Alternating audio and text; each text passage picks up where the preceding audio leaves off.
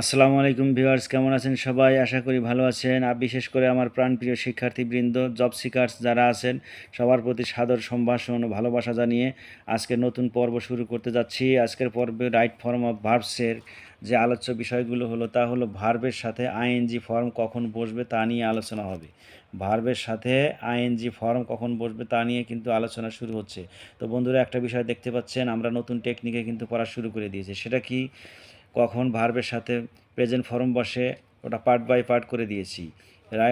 Past participle কখন বসে সেটাও পার্ট বাই পার্ট করে দেওয়া আছে। পাস্ট ফর্ম কখন বসবে সেটাও পার্ট বাই পার্ট এই নতুন টেকনিকে আলোচনাগুলো হয়েছে। আপনারা ভিডিও অবশ্যই দেখেছেন। তো আশা করা যায় আমরা নতুন টেকনিকে যে শুরু করে দিয়েছি সেই টেকনিকগুলো যদি বহাল থাকে, আমাদের কখনোই আর এই রাইট ফর্ম ও ভার্বের মধ্যে কখনো আর সমস্যা হওয়ার কথা নয়। তো যাই হোক বন্ধুরা, আজকের পর্বে শুরু করতে যাচ্ছি।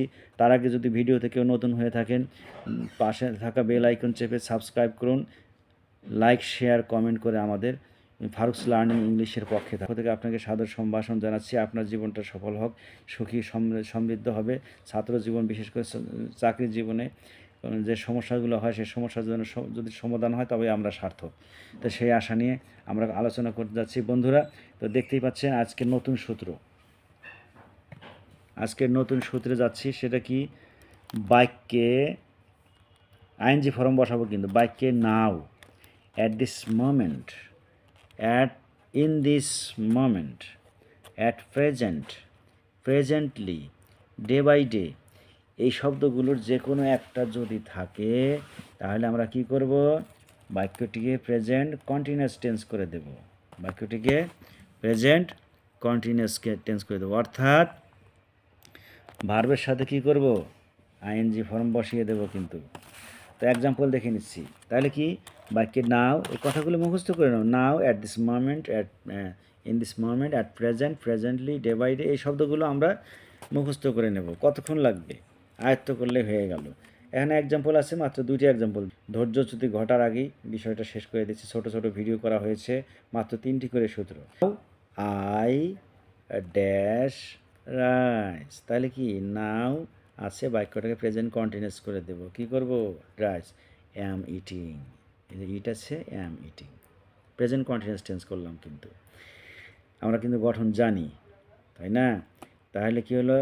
2 নম্বর এক্সাম্পলে আসি। He dash red the book at this time, in this time, এই আর কি। তারপরে কি হলো?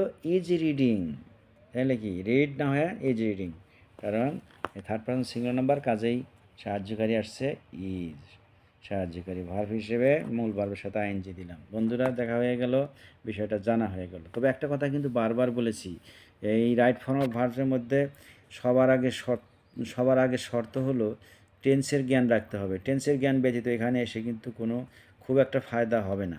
তারপরে ভয়েস চেঞ্জের অবস্থার সবগুলো জানতে হবে। তো এখানে 2 নম্বর সূত্রে কি দেখলাম? বাক্যে then, at that time, at that moment, at that period, এই শব্দগুলো এগুলোর যে কোনো একটা থাকলে বাক্যটি কী করতে হবে? পাস্ট কন্টিনিউয়াস টেন্স করতে হবে, পাস্ট কন্টিনিউয়াসে দেখাতে হবে। আর পাস্ট কন্টিনিউয়াস টেন্সের আমরা ফর্ম কিন্তু জানি, ভার্ব প্লাস সাহায্যকারী ভার্ব ওয়াজ ওয়ার প্লাস ভার্বের আইএনজি ফর্ম বসবে, ভার্বের সাথে আইএনজি বসবে। I dash go to market then, তাহলে কী হবে? তার মানে বোঝা গেল আমি তখন বাজারে যাইতেছিলাম। তো দেন আছে, আমি তখন বাজারে যাইতেছিলাম। তার মানে কী হলো? Was going. এই যে গো না হয় কী হবে? ওয়াজ গো, আয়ের সাথে ওয়াজ হয়, ওয়াজ গোয়িং। বাহ, চমৎকারভাবে শিখে নিলাম। জি, আমরা আসলাম 3 নাম্বার সূত্র। 3 নাম্বার সূত্রে কী আছে? সিন্স অথবা ফর প্লাস টাইম। তার মানে সিন্স ফরের পরে যদি টাইম থাকে, এই কথা বলে, এভাবে শিখবো আমরা। তাহলে এদের বাক্যটাকে সাধারণত আমরা কি করব? প্রেজেন্ট পারফেক্ট কন্টিনিউয়াস টেন্স করে দেব। প্রেজেন্ট পারফেক্ট কন্টিনিউয়াস টেন্স আমরা কিন্তু জানি, subject plus have been, has been plus মূল ভাবের সাথে আইএনজি, তাই নয় কি? অথবা পাস্ট অথবা ফিউচার কন্টিনিউয়াস টেন্সও হতে পারে। কিন্তু কখন?